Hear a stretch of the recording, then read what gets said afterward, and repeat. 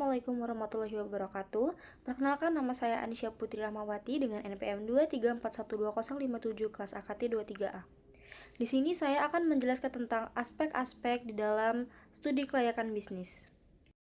Jadi, aspek-aspek dalam studi kelayakan bisnis adalah komponen penting yang digunakan untuk menilai apakah suatu rencana bisnis layak dijalankan atau tidak, baik dari sisi ekonomi, teknis, hukum, maupun sosial.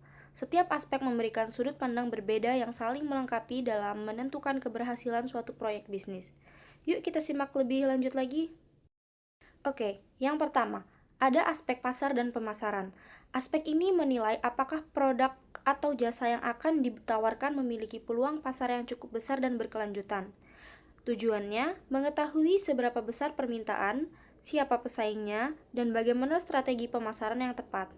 Sedangkan analisis yang dilakukan yaitu analisis permintaan dan penawaran atau demand and supply, segmentasi pasar dan target pasar, analisis kompetitor, strategi bauran pemasaran yaitu 4P, product, price, place, and promotion.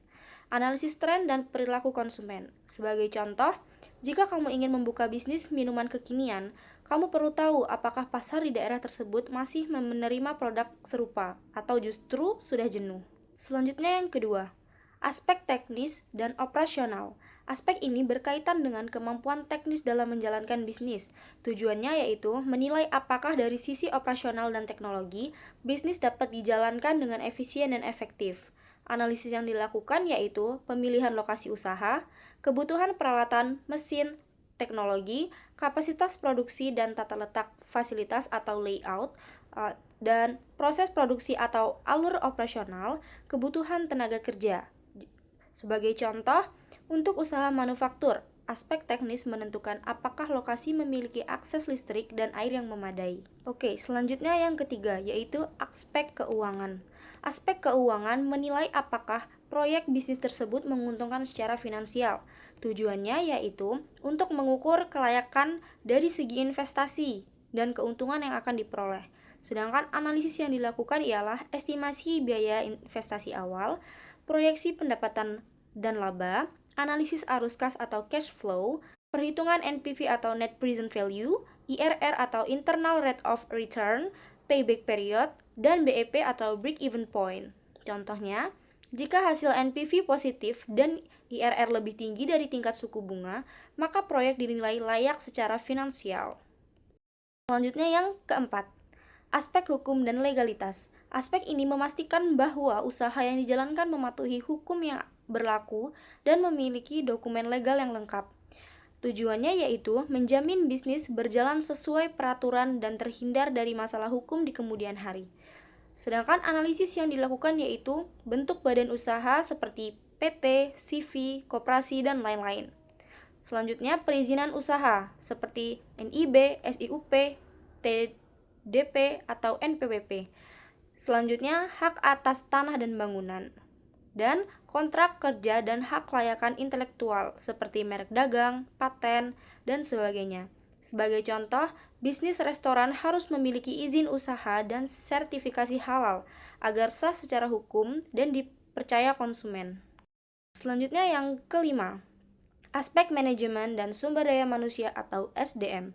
Aspek ini menilai kemampuan tim dalam mengelola bisnis. Tujuannya menentukan apakah struktur organisasi, manajemen, dan tenaga kerja memadai untuk mencapai tujuan bisnis.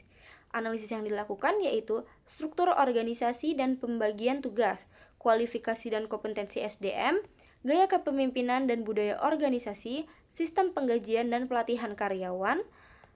Sebagai contoh, bisnis startup teknologi membutuhkan tim yang ahli di bidang IT, pemasaran digital, dan manajemen proyek.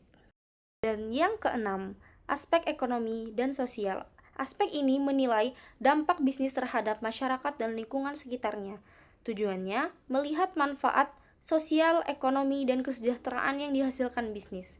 Sedangkan analisis yang dilakukan, penciptaan lapangan kerja, peningkatan pendapatan masyarakat, dampak terhadap lingkungan sosial dan ekonomi daerah, tanggung jawab sosial perusahaan atau CSR. Sebagai contoh, sebuah pabrik mungkin menguntungkan secara finansial, tetapi jika mencemari lingkungan, maka secara sosial bisnis tersebut tidak layak. Selanjutnya, aspek yang ketujuh.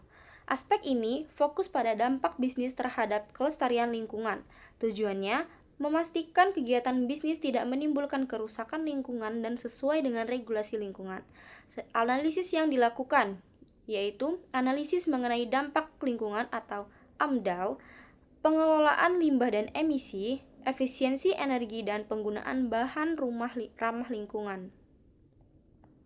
Sebagai contoh, bisnis produksi kertas perlu memastikan penggunaan bahan baku dari sumber yang berkelanjutan.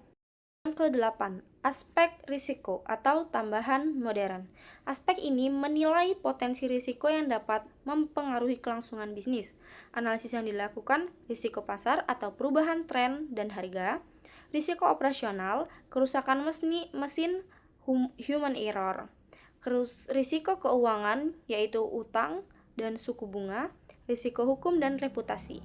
Tujuannya, mempersiapkan strategi mitigasi agar bisnis tetap berkelanjutan. Jadi, dari ke-8 aspek yang telah kita pelajari dapat disimpulkan bahwa aspek-aspek studi kelayakan bisnis saling terkait dan saling melengkapi. Hasil akhirnya berupa kesimpulan kelayakan feasible atau not feasible yang menjadi dasar keputusan untuk melanjutkan, menunda, atau membatalkan suatu proyek bisnis. Demikian yang dapat saya sampaikan, kurang lebihnya saya mohon maaf. Terima kasih. Wassalamualaikum warahmatullahi wabarakatuh.